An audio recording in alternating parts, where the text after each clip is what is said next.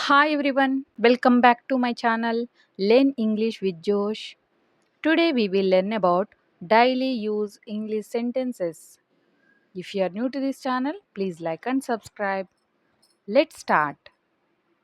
నేను మధ్యాహ్న భోజనం త్వరగా పూర్తి చేశాను. I finished my lunch quickly. I finished my lunch quickly అని అంటాం. See the next one. వాళ్ళు ఏమంటారో నేను పట్టించుకోను. వాళ్ళు ఏమంటారో నేను పట్టించుకోను. ఇంగ్లీష్‌లో ఈ విధంగా చెప్పాలి. I don't care what they సే.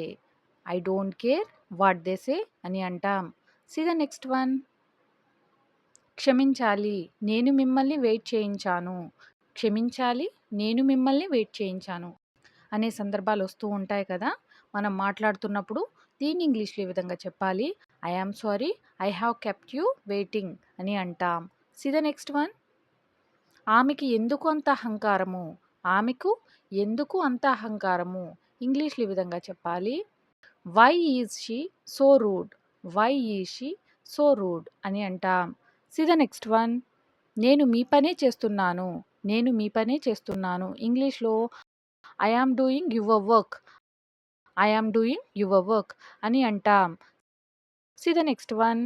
అతడు ఎప్పుడు బయటికి వస్తాడు. అతడు ఎప్పుడు బయటికి వస్తాడు. ఇంగ్లీష్‌లో ఈ విధంగా అడగాలి. When will he come out. When will he come out అని అంటాం. See the next one. పద ఇంటికి వెళ్ళి మాట్లాడుకుందాం. పద ఇంటికి వెళ్ళి మాట్లాడుకుందాం. ఇంగ్లీష్‌లో let's go home and talk. Let's go home and talk అని అంటాం. See the next one. అది మనిద్దరికీ బాగుంటుంది అని అనుకుంటున్నాను. అది మనిద్దరికీ బాగుంటుంది అని అనుకుంటున్నాను. ఇంగ్లీష్‌లో ఈ విధంగా చెప్పాలి. I think it's better for both of us. I think it's better for both of us అని అంటాం. See the next one. ఆమె నిన్ను ఎందుకు పిలిచింది. ఆమె నిన్ను ఎందుకు పిలిచింది అనే సందర్భాలు వస్తూ ఉంటాయి కదా! దీన్ని ఇంగ్లీష్‌లో ఈ విధంగా చెప్పాలి. Why did she call you. Why did she call you అని అంటాం. See the next one. ఈ మధ్య నువ్వు ఏం చేస్తున్నావు. ఈ మధ్య నువ్వు ఏం చేస్తున్నావు. ఇంగ్లీష్‌లో ఈ విధంగా చెప్పాలి. What are you doing these days. What are you doing these days అని అంటాం. See the next one. మనం ఇంకెవరినైనా అడుగుదాము. మనం ఇంకెవరినైనా అడుగుదాము. ఇంగ్లీష్‌లో ఈ విధంగా చెప్పాలి. We will ask someone else. We will ask someone else అని అంటాం. See the next one. తెలుసుకుని ఏం చేస్తావు. తెలుసుకుని ఏం చేస్తావు. ఇంగ్లీష్‌లో ఈ విధంగా చెప్పాలి. What will you do by knowing. What will you do by knowing అని అంటాం. See the next one. అతడి సంతోషం కోసం నువ్వు కనీసం ఇది కూడా చేయలేవా. అతడి సంతోషం కోసం నువ్వు కనీసం ఇది కూడా చేయలేవా అనే సందర్భాలు వస్తూ ఉంటాయి కదా! దీన్ని ఇంగ్లీష్‌లో ఈ విధంగా చెప్పాలి. Can't you even do this for his happiness. Can't you even do this for his happiness అని అంటాం. See the next one. కనీసం నువ్వు మాకు చెప్పలేదు. కనీసం నువ్వు మాకు చెప్పలేదు. ఇంగ్లీష్‌లో you didn't even tell us. You didn't even tell us అని అంటాం. నాకు నావన్నీ తిరిగి కావాలి. నాకు నావన్నీ తిరిగి కావాలి అనే సందర్భాలు వస్తూ ఉంటాయి కదా! డైలీ లైఫ్ కాన్వర్జేషన్స్‌లో దీన్ని ఇంగ్లీష్‌లో ఏ విధంగా చెప్పాలి. I want my everything back. I want my everything back అని అంటాం. See the next one. వచ్చేసారి నువ్వు పూర్తిగా సిద్ధమై రా. వచ్చేసారి నువ్వు పూర్తిగా సిద్ధమై రా. ఇంగ్లీష్‌లో ఈ విధంగా చెప్పాలి. Next time you come with full preparation. Next time you come with full preparation. See the next one. నీకు మరే సమయము దొరకలేదా. నీకు మరే సమయము దొరకలేదా అనే సందర్భాలు వస్తూ ఉంటాయి కదా! దీన్ని ఇంగ్లీష్‌లో didn't you get any other time. Didn't you get any other time.